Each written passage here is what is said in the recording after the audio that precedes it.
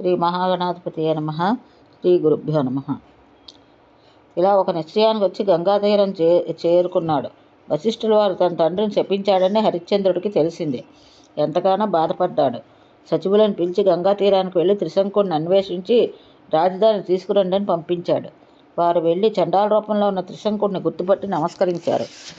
మహారాజా, నీ కుమారుడు పంపితే వచ్చాం. అతడి సచివులం మేము. నిన్ను సగౌరవంగా రాజధానికి తీసుకురమ్మని ఆజ్ఞాపించాడు. అందుకే మేము అందరం వచ్చాం. దయచేసి మా వెంట బయలుదేరరా. మేము ప్రజానీకము నీకు సమస్త సేవలు చేస్తాం. దిగులు పడకు. జరిగిందేదో జరిగింది. కోప విశిష్టుడే శపించాడే తప్ప వశిష్ఠుల వారికి నీతో శత్రుత్వం ఏముంది? మేమంతా గురువుగారికి బతిమాలుకుంటాం, ప్రసన్నులను చేస్తాం. ఆయన ఏదో ఒక దారి చూపిస్తాడు, ఆ దుఃఖాన్ని తొలగిస్తాడు. మహా తేజస్వి కదా. యువరాజు హరిశ్చంద్రుడు నీకు చెప్పమన్న మాటలు ఇవి. అంచేత వెంటనే బయలుదేరు. రాజప్రసాదం చేరుకుందామని వినయంగా లాలనగా విన్నవించారు. త్రిశంకుడు క్షణకాలం ఆలోచించి వారి అభ్యర్థన సున్నితంగా తిరస్కరించాడు. మంత్రులారా, మహానుభావులారా, మీరు వెళ్ళండి. నాపై మీకున్న గౌరవాదనాలకి ధన్యవాదాలు. నేను రాను.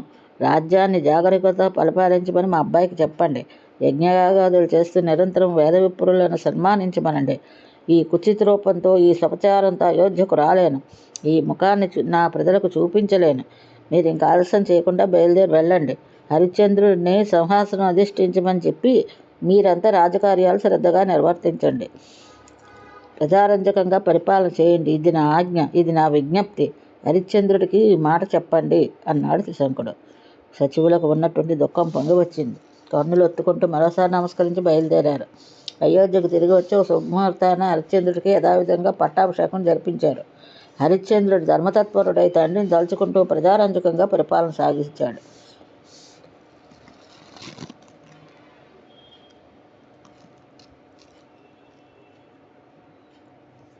వ్యాస మహర్షి హరిశ్చంద్రుడి కథ బాగానే ఉంది, కానీ ఇంతకీ త్రిశంకుడు తర్వాత కథ ఏమిటి? శాపం నుంచి విముక్తి పొందాడా, లేక గంగా తీరంలోనే కృషించి అసూలు బాసాడా? వశిష్ఠుల వారేమో కరుణించి శాపం ఉపసంహరించారా?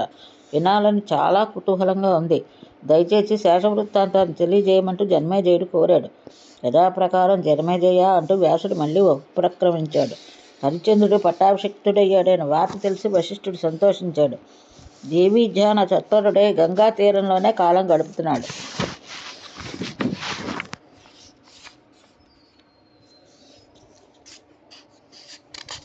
కౌశికీ నదీ తీరంలో దీర్ఘ తపస్సు ముగించుకుని విశ్వామిత్రుడు తన ఆశ్రమానికి తిరిగి వచ్చాడు. భార్యాపుత్రులు క్షేమంగా ఉన్నందుకు సంతోషించాడు. 12 ఏళ్ల దుర్భిక్షం వచ్చిందని విన్నాను. తిండి దొరక ఎందరెందరో మరణించారట. ఈ కరువు కాలాన్ని నువ్వు ఎలా గడిపావు? నిన్ను పిల్లలకి అన్నం పెట్టింది ఎవరు పోషించారు? తపస్సులో మునిగిపోయిన నేను రాలేకపోయాను. వచ్చి మాత్రం నిర్ధరుని ఏం చేయగలనే అని ఆగిపోయాను. చేతిలో చెల్లి గవ్వలేదు కదా. ఎలా ఇల్లు గడిపావో చాలా ఆశ్చర్యంగా ఉంది. దుర్భిక్షం గురించి విని మిమ్మల్ని తలుచుకొని బాధపడ్డానే తప్ప ఏ సహాయం అందించలేకపోయాను. యజమానుడిగా నా కర్తవ్యం నిర్వహించలేని సిగ్గుపడుతున్నాను. ఇలాంటివి తట్టుకుంటేనే తప్ప తపస్సు సాధ్యం కాదయ్య. అప్పట్లో అడవిలో ఏం దొరక్క నేను ఇబ్బంది పడ్డాను. ఒకనాడు ఆకలికి తట్టుకోలేక ఒక సపోతుడి గుడిసెలోకి దొంగతనానికి దూరాను. అతడు నిద్రపోతులాడని సడి చేయకుండా ఉట్టి నుంచి కుండ దించి మూకుడు తెరిచాను. వండిన కుక్క మాంసం కనపడ్డాది. ఏదో ఓట్లే, ఇంత ప్రాణాలు నిలుపుకోవాలి కదా అని తినబోయాను. అదే సమయానికి స్వపతుడి మెలకు వచ్చింది. ఎవరు నువ్వు? ఈ అర్ధరాత్రి వేళ ఇంట్లోకి ఎందుకు ప్రవేశించావు? కుండ దింపావు, కారణం ఏమిటి? నిజం చెప్పు అంటూ గద్దించాడు. సుందరాంగి, ఈ క్షణంలో నిజంగా నాకు నోరు పగలలేదు.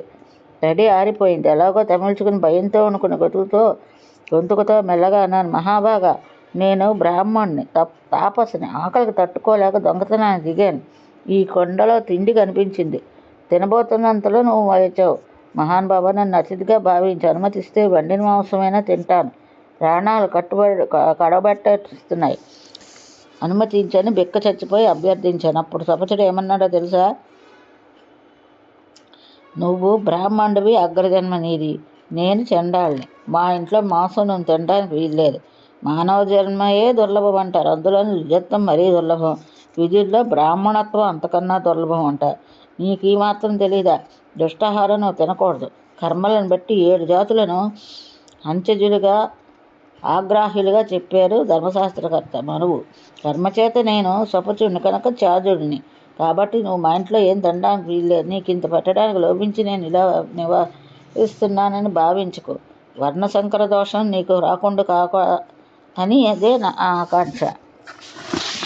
ఇలా ఖచ్చితంగా ఇంత ధర్మబద్ధంగా ఇంత మృదువుగా ఆ మహాభాగుడు నన్ను వారిస్తే నిజంగా నాకే సిగ్గేసింది. ధర్మజ్ఞ, సత్యం చెప్పావు. నువ్వు అంచుజుడు అయితేనేమి నీ బుద్ధి విశుద్ధంగా ఉంది. నువ్వు వారించడం సహజమే, తప్పులేదు. కానీ ప్రాణాపాయ పరిస్థితుల్లో ధర్మ సూక్ష్మాలు కొన్ని ఉంటాయి. అన్నా ముందు ప్రాణాలు నిలుపుకోవాలి, దేహాన్ని నిలుపుకోవాలి. అందుకని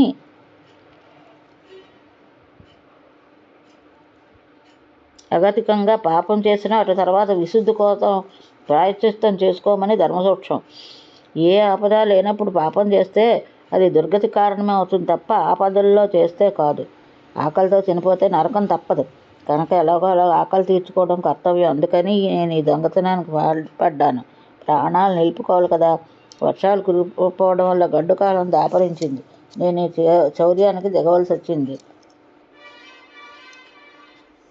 దీనివల్ల వచ్చే మహాపాపం ఏమైనా ఉంటే అది వానలు కురిపించని పర్జన్యుడికి చెందుతుందే తప్ప నాకంటది.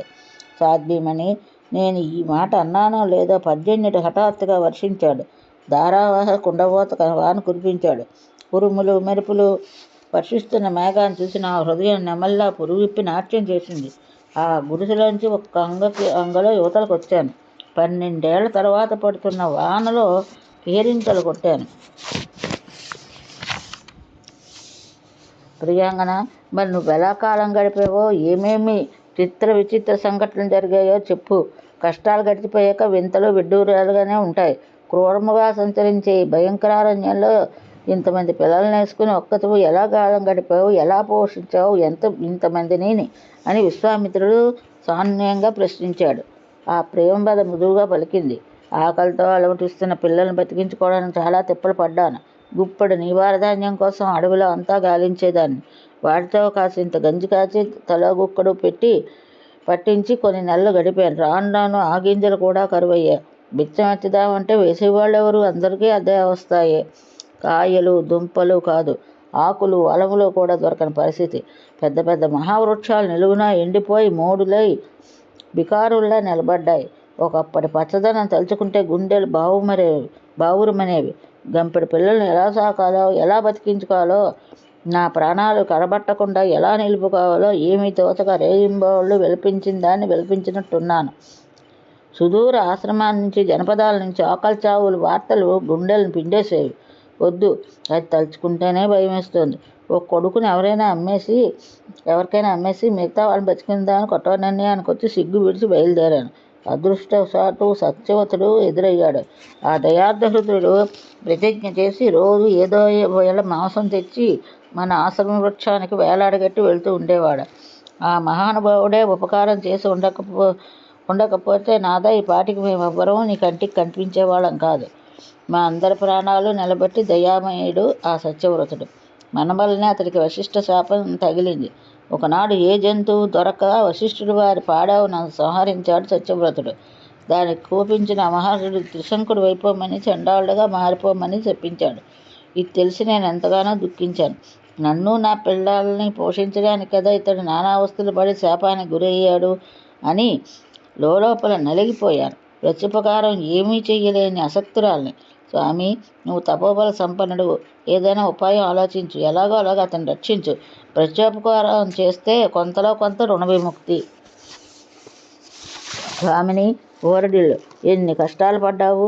ఇదంతా నేను లేకపోవడం వల్లే వచ్చిందిలే. పోనీలే, అయిందేదో అయింది. నువ్వు అన్నట్టు త్రిశంకుడికి ప్రత్యుపకారం చేస్తాను. నా తపో విద్యా బలంతో శాప విమోచనం కలిగిస్తాను అని మాట ఇచ్చి విశ్వామిత్రుడు తన ధర్మపత్నిని ఓదార్చాడు. ఏ ఉపకారం చెయ్యాలి, ఎలా చేయాలని ఆలోచిస్తూ విశ్వామిత్రుడు మర్నాడే అయోధ్యకు బయలుదేరాడు. దారిలో త్రిశంకుడు సపాచాకారంలో దీనవధుడే ఎదురొచ్చి సాష్టాంగపడ్డాడు. విశ్వామిత్రుడు ఆత్రంగా లేవనెత్తి గుచ్చి కౌగలించుకున్నాడు.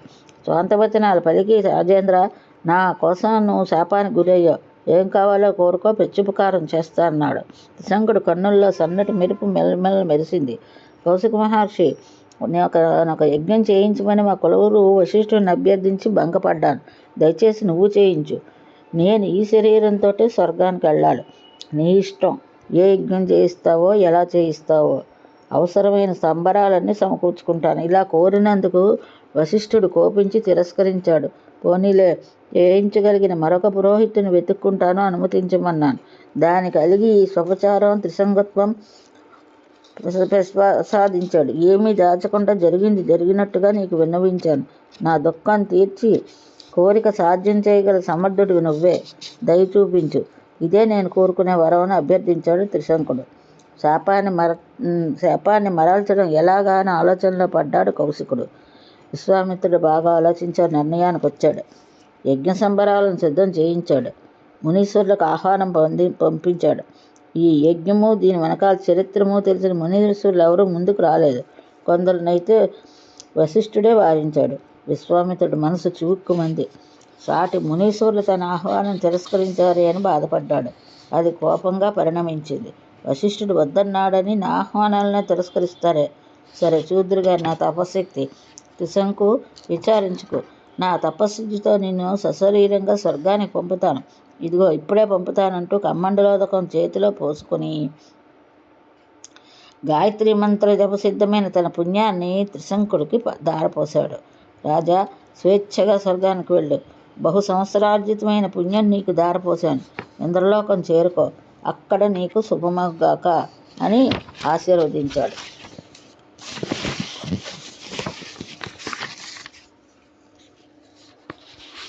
అదేమిటి అండమేమిటి? త్రిశంకుడు పక్షిలా ఆకాశంలో లేచాడు. అతివేగంగా దూసుకెళ్ళాడు. అమరావతి చేరుకున్నాడు. దేవతలు చూసి పరుగున వెళ్ళి ఇంద్రుడు విన్నవించారు. ఎవరో క్రూర చండాలుడు గాలిలో దూసుకు వస్తున్నాడు మహాప్రభో అన్నారు. ఇంద్రుడు నిలబడి కిందకు చూశాడు. త్రిశంకుడని గ్రహించాడు. ఓరి స్వపచ జుగుంసిత, ఎక్కడరా వస్తున్నావు? ఇది దేవలోకం తెలుసా? నీ భూలోకానికి వెళ్ళిపో. ఇక్కడ ఉండే అర్హత నీకు లేదని బిగ్గరగా అరిచాడు. అంతే, క్షీణపుణ్యుడిలో త్రిశంకుడు నేలకు రాలిపోతున్నాడు. విశ్వామిత్ర మహర్షి, పడిపోతున్నాను, వెళ్ళినంత వేగంగానూ పడిపోతున్నాను, రక్షించని గావుకేకలు పెట్టాడు. విశ్వామిత్రుడికి వినిపించింది. ఆకాశంలో దృష్టి సారించాడు. పడిపోతున్న త్రిశంకుడు కనిపించాడు. చెయ్యి పైకెత్తి ఆగు అని అరిచాడు. అది తపస్సుడి ఆజ్ఞ. త్రిశంకుడు ఆకాశంలో ఆగిపోయాడు. కౌశికుడు వెంటనే ఆచమించి యజ్ఞానికి కూర్చున్నాడు. వినూతనంగా మరొక స్వర్గలోకాన్ని సృష్టించడానికి సంకల్పించాడు. అతడి ప్రయత్నాన్ని గమనించి దేవేంద్రుడు ప్రత్యక్షమయ్యాడు.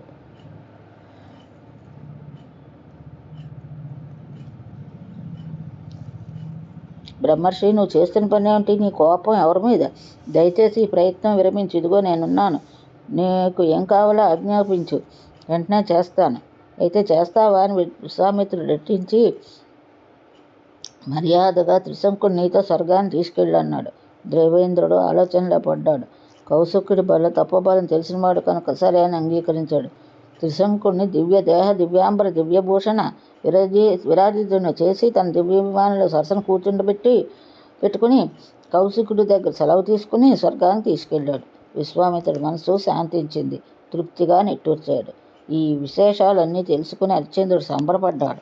ప్రసన్న చిత్తంతో రాజ్యం పరిపాలిస్తూ రూప యవ్వన చాతుర్య సంయుక్తమైన భార్యతో క్రీడా వినోదాలు అనుభవిస్తూ కాలం గడిపాడు. చాలా ఏళ్లు గడిచాయి. అన్నీ ఆనందంగానే ఉన్నాయి. కానీ ఎంతకీ భార్యకు కడుపు పొందలేదు. ఎంత పెద్ద దిగులో పట్టుకుంది. ఇక్ష్వాకు వంశం తనతో అనుసరించిపోతుందో అని బెంగపడ్డాడు. ఒక శుభముహూర్తాన్ని వశిష్ఠుల ఆశ్రమానికి వెళ్ళి పాదాభివందనం చేసి తన దిగులు వెల్లడించాడు. దైవజ్ఞ, నువ్వు మంత్రవిద్యా విశారదుడు. మాకు సంతానం కలిగే ఉపాయం ఏదైనా ఆలోచించు. ధర్మజుడివి, అపుత్రస్య గతర్నాస్తి అంటారు. నాకు దుఃఖం తెలిసి కులపురోహితుడు అయ్యుండి, శక్తివంతుడు అయ్యుండి ఇలా ఉపేక్షించడం నీకు భావ్యమేనా? ఈ పిచ్చుకలు చూడు ఎంత ధన్యం. వాటి జీవితం పిల్లల్ని లాలించి ఆనందిస్తున్నాయి. మేమా బంధభాగ్యం, రేయింబవళ్ళు దిగులు పడుతున్నాం. హరిశ్చంద్రుడు అభ్యనులు ధనిస్తున్న నిర్వేదాన్ని అర్థం చేసుకున్నాడు వశిష్ఠుడు. మహారాజా, నువ్వన్నది ముమ్మాటికి నిజమే. ఈ సంసారంలో దంపతులకి పిల్లలు లేకపోవడం మించిన దుఃఖం లేదు. దీనికి ఒక మార్గం ఉంది. వరుణుణ్ణి ఉపాసించు. అతడు సంతానదాయకుడైన దేవత. నీ కోరిక నెరవేరుతుంది. దైవము పురుషాకారము రెండూ సమాన ప్రతిపత్తి కలవే. ప్రయత్నం లేకుండా ఏ కార్యము సిద్ధించదు. నిజానికి తత్వదర్శులై మానవులు గట్టి ప్రయత్నమే చేయాలి. అదే కార్యసాధన, మరో దారి లేదు. ఆ ఉపాయానికి హరిశ్చంద్రుడు సంతృప్తి చెందాడు. మరోసారి గురువుగారికి నమస్కరించి తపస్సు చేసుకోకి వెళ్ళిపోయాడు. గంగాతీరం చేరుకుని ఒక ప్రశాంత ఏకాంత ప్రదేశంలో పద్మాసనం వేసుకుని కూర్చుని వరుణుని ధ్యానించాడు. చాలా ఏళ్లకు వరుణుడు కరుణించి ప్రత్యక్షమయ్యాడు. వరం కోరుకోమన్నాడు. రుణత్రయ విముక్తి కోసం సుఖప్రదమైన పుత్రుని అనుగ్రహించమని కోరాడు హరిశ్చంద్రుడు. హరిశ్చంద్ర, నువ్వు కోరినట్టు గుణవంతుడైన పుత్రుణ్ణి నీకు అనుగ్రహిస్తాను. కానీ దీనికి ప్రతిఫలంగా నాకు ఏ ప్రియం చేస్తావో చెప్పు. ఆ కొడుకునే బలి ఇచ్చి వరుణయజ్ఞం నిర్వహిస్తావా? కరుణాభరణాలయ, తప్పకుండా నిర్వహిస్తాను. పుత్రుడిని అనుగ్రహించు. ముందు మా బంధ్యత్వం తొలగిపోతే చాలు. అది భరింపరాని దుఃఖం. నువ్వు అన్నట్టే వరుణయజ్ఞం చేసి నీకు ప్రీతి కలిగిస్తాను. మహారాజా, సరే, నీకు పుత్రుడు జన్మిస్తాడు, ఇంటికెళ్ళు. తర్వాత మాట తప్పకూడదు సుమా అని వరుణుడు హెచ్చరించి అంతర్ధానం చెందాడు. హరిశ్చంద్రుడు అంతఃపురం చేరుకున్నాడు. తన 9 భార్యలకి ఈ విషయం తెలియపరిచాడు. అందరూ సంతోషించారు. కొంతకాలానికి అతడి పట్టమహిషి శైబ్య మహాసాధ్వి గర్భం ధరించింది. రాజుకి రాజధానికి నెలలు నిండి మహారాణి ప్రసవించింది. మగబిడ్డ జన్మించాడు. తారా చంద్రబలాలు అద్భుతమన్నారు పండితులు. పారితోషకాలు పుష్కలంగా అందుకుని ఆశీర్వదించి వెళ్ళారు. పురుష స్నానం అయింది. జాతకర్మలు జరిపించారు. విశేషంగా దాన ధర్మాలు చేసి హరిశ్చంద్రుడు మురిసిపోయాడు. పుత్రోత్సవం ముగిసింది. బ్రాహ్మణ వేషంలో వరుణుడు వచ్చాడు. యజ్ఞం మాట ఏమిటన్నాడు. పంచత్వం తొలగింది కదా, ఇక ఇచ్చిన మాట నిలబెట్టుకో అన్నాడు. హరిశ్చంద్రుడు చింతావ్యాకులతో హృదయుడయ్యాడు. కొడుకును, అందున పసుగుడ్డును కానకన్నా వంశోద్ధారకుడిని ఎలా సంహరించను? మాట తప్పితే వరుణుడు ఊరుకుంటాడా? లోకపాలకుడు మహా బలశాలి. దేవతలను మోసగించడం సాధ్యమా? మోసగించి బతకగలనా? వీడు పుట్టి ఇంకా నెల నిండలేదు, అప్పుడే నాకు ఎంతటి ఉత్తరవాహమోహం! ప్రాణాలకు తెంచుకోలేని మహాబంధం కదా. ఇప్పుడు ఏమిటి కర్తవ్యం? కొడుకుడు పుట్టాడని ఆనందం ఉత్సవం జరిపినంతసేపైనా మిగలదా? అయ్యో అనుకున్నాడు. వరుణుడికి ఏదో ఒకటి చెప్పి పంపించాలని ధైర్యం కూడగట్టుకున్నాడు. లేచి వెళ్ళి పాదాబంధనం చేశాడు. దేవదేవ కరుణానిధి, నీ ఆజ్ఞ నెరవేర్చాను. వేదోక్త ప్రకారంగా భూరిదక్షిణతో వరుణయజ్ఞం చేస్తాను. బిడ్డ పుట్టిన 11వ నాటి తండ్రికి శుద్ధి, నెల గడిచాక తల్లికి శుద్ధి. అప్పుడు కదా మేమిద్దరం యజ్ఞానికి అర్హులవుతాం. నువ్వు సర్వజ్ఞుడివి, ధర్మశాస్త్రాలు చదివినవాడివి. ఇందాక ఓపిక పట్టు అని వినయంగా అభ్యర్థించాడు. సరే మహారాజా, నీకు శుభమగాక. నెల గడిచాక వస్తాను. అప్పుడు ఇంక వాయిదా వేయకూడదు సుమా అని చెప్పి వరుణుడు నిష్క్రమించాడు. గండం గడిచింది కదా అని హరిశ్చంద్రుడు ఊపిరి పీల్చుకున్నాడు. కొడుకుకి రోహితుడు అని నామకరణం చేశాడు. సరిగ్గా నెల గడిచేసరికి వరుణుడు విప్రవేషంలో ప్రత్యక్షమయ్యాడు. చూస్తూనే హరిశ్చంద్రుడు గడగడలాడిపోయాడు. సాష్టాంగపడి అతిథి మర్యాదలు అత్యద్భుతంగా జరిపాడు. మహానుభావ, నీ రాకతో మా గృహం పావనమైంది. యజ్ఞం తప్పకుండా చేస్తాను. అయితే దంతాలు రాని పిల్లవాడు యజ్ఞ పశువుగా పనికిరాడు అంటున్నారు మా విద్వాంసులు. అంచేత పాలపళ్ళు వచ్చేదాకైనా ఆగు అని అప్పటికి దాటవేశాడు హరిశ్చంద్రుడు. సరే అని వెళ్ళిపోయాడు వరుణుడు. పిల్లవాడికి దంతాలు వచ్చాయి. హరిశ్చంద్రుడికి భయం పట్టుకుంది. వరుణుడు రానే వచ్చాడు. స్వామి, బిడ్డడికి ఇంకా పుట్టు వెంట్రుకలు చేయించలేదు. ఆ చౌలకర్మ అయ్యేంత వరకు గర్భకేశుడు యజ్ఞపశువుగా పనికిరాట కదా పెద్దలు చెప్తున్నారు. కాబట్టి అప్పటిదాకా మరి కాస్త ఓపిక పట్టు. యజ్ఞం తప్పకుండా చేస్తాను.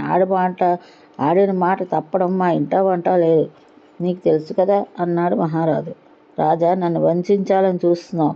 ఏదో వంక చెప్పి వాయిదాలు వేస్తున్నావు. పుత్ర స్నేహానికి లొంగిపోతున్నావు. మిగతా యజ్ఞ సంబరాలన్నీ సిద్ధం చేసుకున్నావు కదా. సరే, ఇప్పటికి వెళ్తున్నాను. చౌలకర్మ అయిన తర్వాత యజ్ఞం చెయ్యకపోయావో జాగ్రత్త, శపిస్తాను సుమా. ఇక్ష్వాకు వంశంలోనే పుట్టావు, మాట తప్పకూడదు, గుర్తుంచుకో అంటూ చరాచరా నడిచి వెళ్ళిపోయాడు. బిడ్డడికి పుట్టు వెంట్రుకలు చేయించడం అయింది. తల్లి ఒళ్ళోంచి ఇంకా లేవనే లేదు. పాశహస్తుడు రానే వచ్చాడు. అగ్నిలా బగబగలాడుతూ నిలబడ్డాడు. నృపతి గజగజలాడాడు. పాశహస్త, ఈరోజే ఇప్పుడే నీ యజ్ఞం చేస్తాను. అన్నీ సిద్ధంగా ఉన్నాయి. దయచేసి ఈ కోపం ఉపసంహరించు. నువ్వు మన్నిస్తే చిన్న విజ్ఞప్తి. పాశహస్త అంటే వరుణుడు. ముందు ఆలకించు, నచ్చకపోతే ఆనకు తిరస్కరించు. కాదన్ను. ఏమిటంటే బ్రాహ్మణ క్షత్రియ వైశ్యులను ద్విజులు అంటారు కదా. ఉపనయనం జరగకుండా వీరికి ద్విజత్వం రాదు. అందాక వీళ్ళకి శూద్రుల కింద రాక శూద్రుడు యజ్ఞపశువుగా పనికిరాడని వేదాలు చెప్తున్నాయి. అంచేత ఆ రోహితుడికి ఉపనయన సంస్కారం జరిపించేదాకా ఆగడం మంచిదేమో ఆలోచించు. రాకుమారులకు 11వ ఏట, బ్రాహ్మణ పుత్రులకు 8వ ఏట, వైశ్యులకు 12వ ఏట ఉపనయనం చెయ్యాలని ధర్మశాస్త్రాల నిర్ణయం. కాబట్టి 11వ ఏట ఉపనయన సంస్కారం జరిపించి వీడిని యజ్ఞపశువుగా చేసి యజ్ఞం నిర్వహిస్తాను. దయచేసి అంగీకరించు. సకల శాస్త్రవేత్తవు, నీకు నేను చెప్పాలా?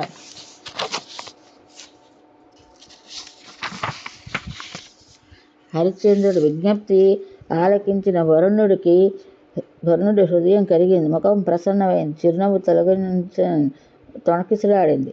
మౌనంగా నిష్క్రమించాడు. కనీసం 10 ఏళ్ళ తర్వాత మాట కదా, అప్పుడు చూసుకుందామని హరిశ్చంద్రుడు తన రాజ్యకార్యాల్లో మునిగిపోయాడు. కాలం గిర్రం తిరిగింది. 11వ ఏడు రానే వచ్చింది. రోహితుడికి ఉపనయనం జరిగింది. అది ముగుస్తున్నంతలో వరుణుడు వచ్చాడు. ఎప్పట్లాగే విప్రవేశంలో వచ్చాడు. హరిశ్చంద్రుడు ఎప్పట్లాగే అతిథి మర్యాదలు చేశాడు. నమస్కరించి నిలబడ్డాడు. పశ్చిమ దిక్పాలక వరుణదేవ, కరుణామూర్తి, ఈ రోజుతో మా అబ్బాయికి యజ్ఞపశు యోగ్యత సిద్ధించింది. యజ్ఞం ఇప్పుడే ఆరంభించి చేస్తాను. మా వంధ్యత్వం తొలగించిన మహానుభావుడు, నేను తృప్తిపరచడం నా విధి. ఇంకా వాయిదాలు వేయడం నాకే సిగ్గుగా ఉంది. ఇదిగో ఇప్పుడే కదా ఉపనయనం ముగింపు వచ్చింది. సమావర్తన కర్మ కూడా అయిపోతే నాకు అదొక తృప్తి. కాసింత ఓపిక పట్టు. అది కాగానే తక్షణం యజ్ఞం మొదలుపెట్టేస్తాను. మరి ఇంక వాయిదా వేయను. నా మాట నమ్ము అన్నాడు ధీమాగా. మహారాజు వచ్చినప్పుడల్లా యుక్తాయుక్తంగా ఏదో ట్రిప్పు ఎప్పుడూ వాయిదా వేస్తున్నావు. యజ్ఞారంభం తప్పిస్తున్నావు. నాకు టోకరా వేయాలని చూస్తున్నావు. జాగ్రత్త. అతి తెలివి ప్రదర్శించకు. ఈ రోజుకు వెళుతున్నాను. సమావర్త కర్మ ముగియగానే వస్తాను. అదే చివరి గడువు. బుద్ధిగా యజ్ఞం చేసి మాట నిలబెట్టుకున్నావో సరే, లేదంటే నా కోపం, నా శాపం రుచి చూస్తావు అనేసి వరుణుడు వెళ్ళిపోయాడు. అమ్మయ్య అనుకున్నాడు హరిశ్చంద్రుడు. ఇది ఈరోజు భాగవతం. ఇంతటితో స్వస్తి.